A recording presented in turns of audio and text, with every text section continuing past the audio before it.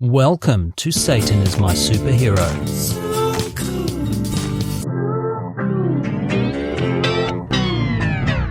In this minisode, we finish up our tour through the ancient Near East and Mediterranean region, looking at the gods and deities that shaped our modern idea of Satan.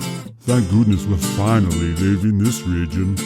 I've had sand in my crack for the last 2 episodes. The influence of the Greeks on post-exilic Judaism and Christianity is undeniable. For obvious reasons, the Greek god Hades is considered to be an influence on the evolution of Satan. The name Hades is thought to mean the unseen one, and he was god of the underworld and riches. I'd like to speak to the manager. I can help. What seems to be the problem? I shouldn't be here. I'm very wealthy. Oh, I see. Well, as you know, Hades is the god of the underworld and wealth. So? Well, they're intrinsically linked. You've had one, now you get the other. I'm sorry, there's nothing more I can do for you, madam. How dare you assume my gender? Hades plays a part in the overthrow of his father Kronos and kidnaps his niece/wife, Persephone. So, not the best of people, but in the pantheon of Greek gods, not the worst. You kidnap one teenage niece into a forced marriage, and suddenly you're the bad guy. But Hades is not the only Greek deity to share elements of his story with the modern devil. Phaeton, a child of Helios, wanted a turn at driving the sun chariot for a day. Dad, can I drive? Dad, can I drive? Dad, can I drive? His dad does let him drive. He does a terrible job, freezing the earth in some places and scorching it in others. Sorry about that. Zeus has to throw a thunderbolt at him, knocking him out of the chariot, where he falls to his death.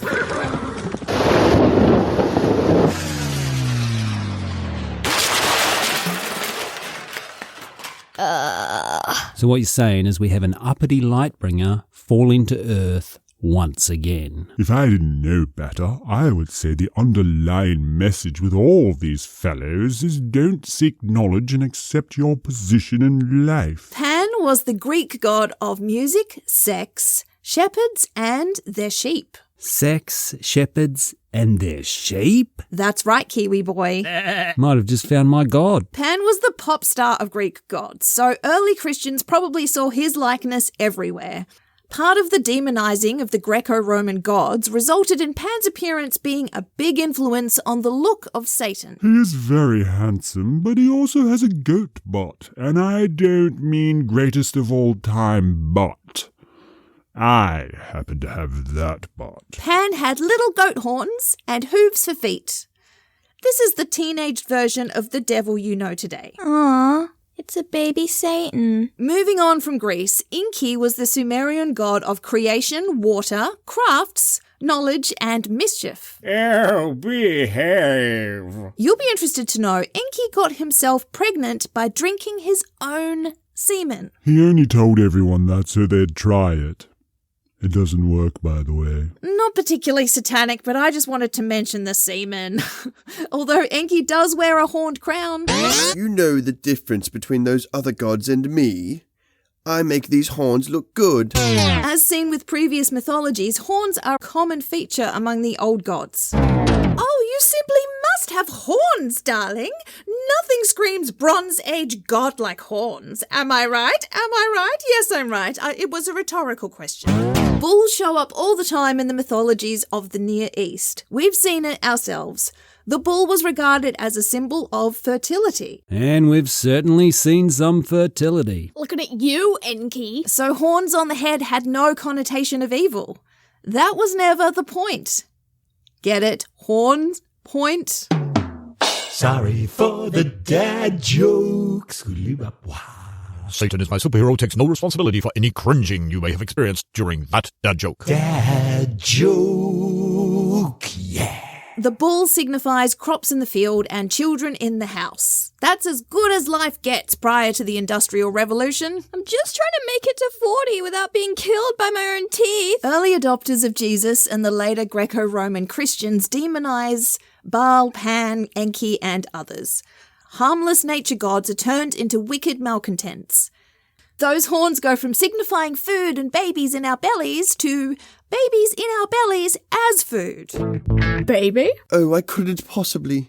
I filled up on puppies and kittens earlier.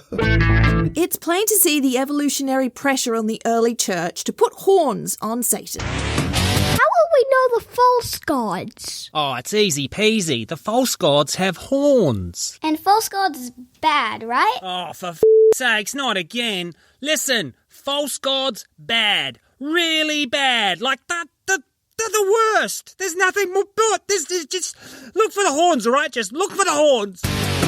In Egyptian mythology, there are two lords of chaos who can be loosely associated with a Satan-like character.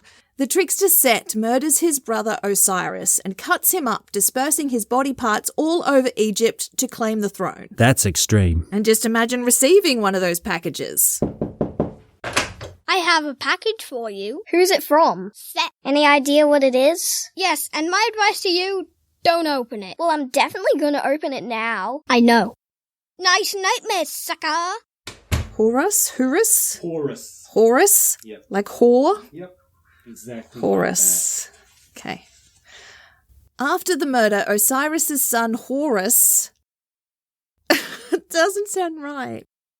After the murder, Osiris's son Horus challenges Set for the throne. I call dibs on the throne. No fair.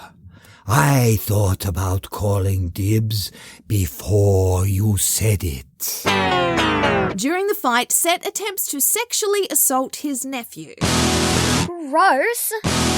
When I was growing up, everyone had one of those uncles. And remember, kiddies, don't get caught alone with Uncle Set. Maybe Uncle Set shouldn't be invited?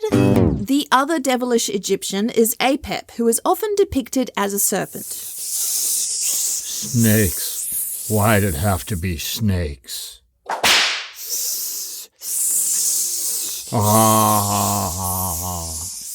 The sun god Ra travels through the underworld at night. Anytime I go down there, I carry my car keys between my knuckles. Apep lies in wait for Ra in the hope of trapping him there so dawn might never come again to the earth. It's the only way we'll get Project 2025. Through the Senate. Ironically, it's our other devilish Egyptian, creepy Uncle Set, who protects Ra in the underworld. I'm watching your back, Ra. Seriously, is there really no one else who could handle this? Over time, Set starts to get big-headed with his power, believing himself the only one who can defeat Apep.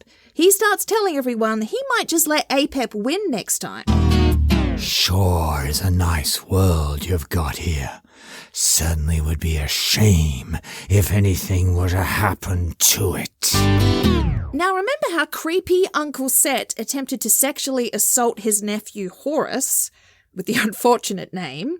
Well, in one of the myths during one of their many battle/attempted sexual assaults, Horus castrates Set. Not the nads! My nads! My precious nads! Nice. And listen to Apep roasting Set after the event. What you felt is worse than the sting of a scorpion. You will suffer from its effect forever. You will never go a good thing. Always thought you had such a nice set of balls. Always thought you had such a nice set of balls. And all packaged up in such a lovely scrotum. Interestingly, in one text, Apep's name is always written in red.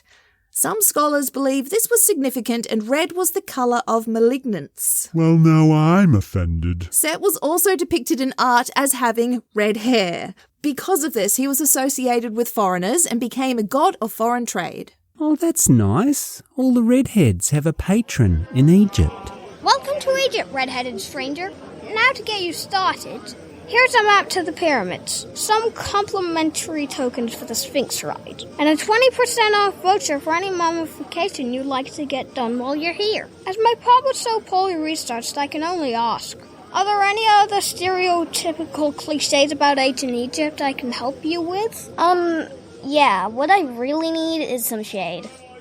Set's favourite food was lettuce, which, according to one myth, was covered in Horus's semen. Gross. Did you just mention semen again? Yep.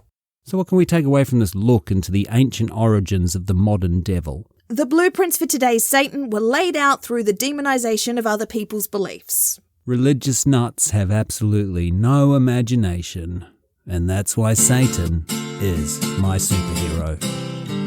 Thank you so much for listening. Rate, review, subscribe, all that podcast stuff. But most of all, please give us money. Go to patreon.com/Satan is my superhero. If you join our Patreon at the Third Circle of Hell, you'll receive access to exclusive content like this. Today, dear diary, I learnt if a gas station burrito throws you into a diabetic coma and the voices tell you to pull into oncoming traffic, don't pay attention to your passengers. It's almost like other people on a Friday night aren't at home recording their podcasts. And as for the Lord's angels, dear diary, a bit on the whiny side, if you ask me. Sounds racist when you say it. I saw some things in that room I can never unsee, and learned a valuable lesson about knocking. I just remembered this boy, I guess we're still officially dating, when I was 14, called Ra. Since the accident where I nearly killed Michael, HR's words, not mine, the atmosphere in the office has been tense. Maybe Uncle Set should be under state supervision? Your ideas are whack. Lettuce used to be a lot saltier.